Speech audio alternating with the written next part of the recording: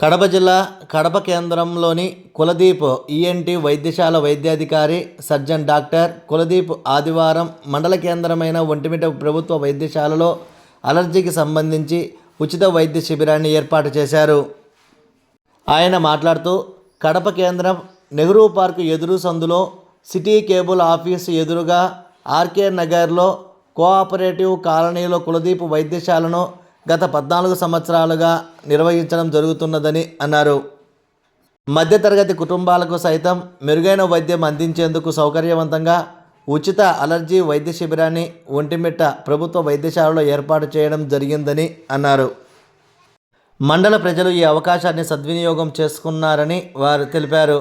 వారికి మెరుగైన వైద్య సేవలు, సలహాలు అందించడం జరిగిందని, ఉచితంగా మందులను పంపిణీ చేశామన్నారు.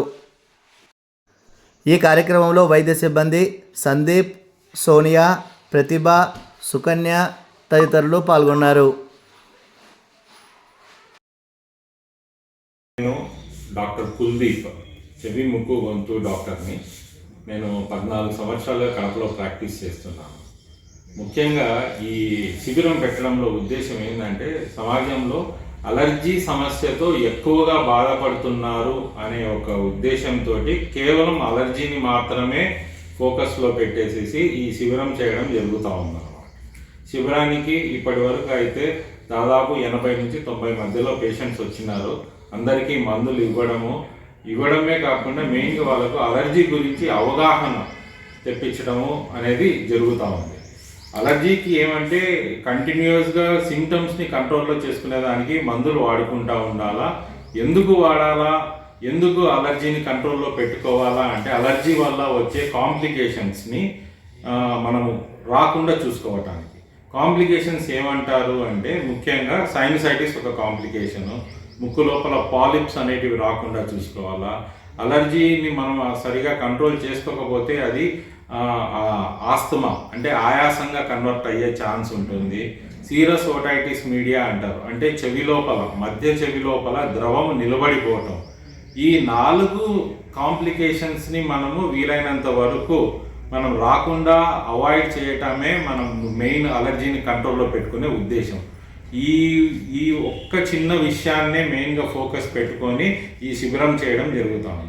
ఈ శిబిరం చేయడానికి వెనకాల అంటే బ్యాక్డ్రాప్లో అసలు ఉద్దేశం ఏంటంటే, గతంలో నేను రాజంపేట, బద్వేల్లో క్యాంప్స్ కండక్ట్ చేసిన తర్వాత దాదాపు ఆ 2 ఏరియాస్లో 100కి 50 నుంచి 60% అలర్జీ పేషెంట్స్ ఉన్నారు అనే పాయింట్ మీద కేవలం ఈ అలర్జీని ఫోకస్ చేయడం జరుగుతాం.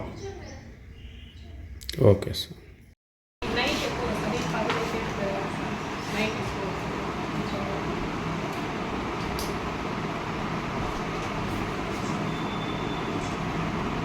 అయితే బయటకు చూడడానికి బాగుందా?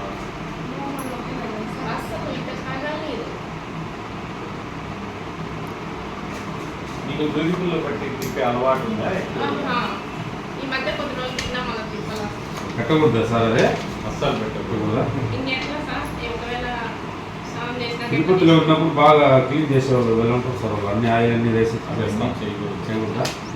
మేమైతే మా హాస్పిటల్ బయట ఫోటో